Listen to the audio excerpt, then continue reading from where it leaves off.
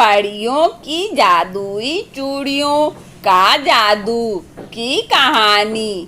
चांद परी अपनी माँ और छोटी बहन के साथ एक शहर में रहती थी।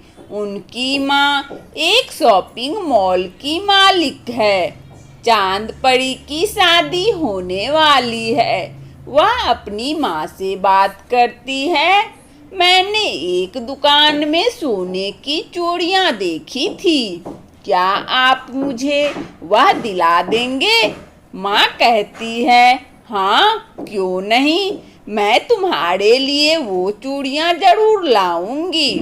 तभी उन्हें पता चलता है कि उनके मॉल में आग लग गई है। वहाँ सब कुछ जलकर राख हो जाता है और वो लोग सड़क पर आ जाते हैं।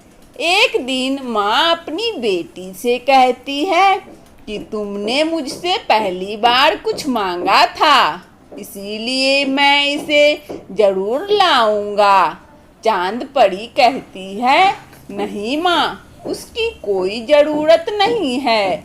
अभी हमारे पास खाने के लिए भी पैसे नहीं हैं। आप इसे छोड़ दीजिए। लेकिन माँ नहीं मानी और चूड़ियाँ खरीद कर ले आती है। चांद परी उन्हें अपने कमरे में रखती है और चली जाती है। कुछ देर बाद वह आती है और देखती है कि चूड़ियाँ अपनी जगह पर नहीं है, बल्कि यह हवा में तैर रहा है। चांद परी यह देखकर डर जाती है।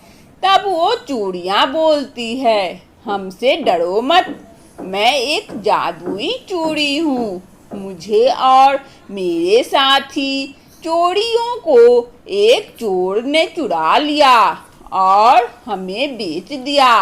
तब से हम कैद में थे।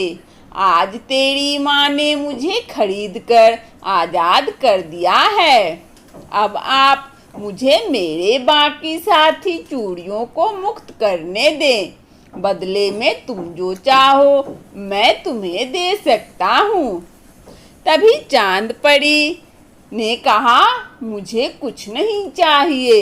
लेकिन चूड़ी ने कहा, मैं तुम्हें कुछ देना चाहती हूँ।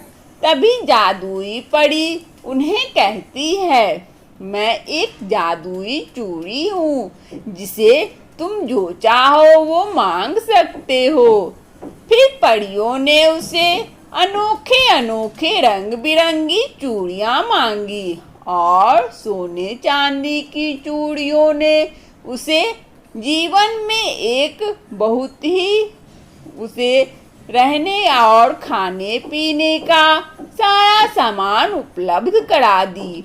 और ऐसा कहकर जादुई चूड़ियाँ अपने जादू से सोने की कई चूड़ियाँ वहाँ ले आई और जादू की चूड़ी देखकर वह परी चली जाती है।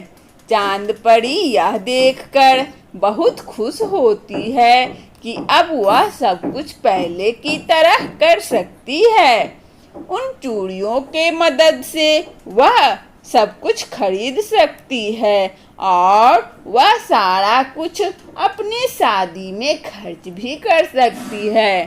तभी चांद परी ने अपनी शादी में बहुत ही धूमधाम और उत्सव से विवाह का कार्यक्रम संपन्न की। इसी से सीख मिलती है कि हमें हमेशा धैर्य के साथ रहना चाहिए और हमेशा अपने आप में धैर्य रखें। वंदना स्टोरी चैनल में इस कहानी को सुनने के लिए आप सभी श्रोताओं को बहुत बहुत धन्यवाद। यदि हमारा कहानी अच्छा लगा हो तो कृपया लाइक और सब्सक्राइब अवश्य करें, ताकि नोटिफिकेशन सबसे पहले आपको मिले। धन्यवाद।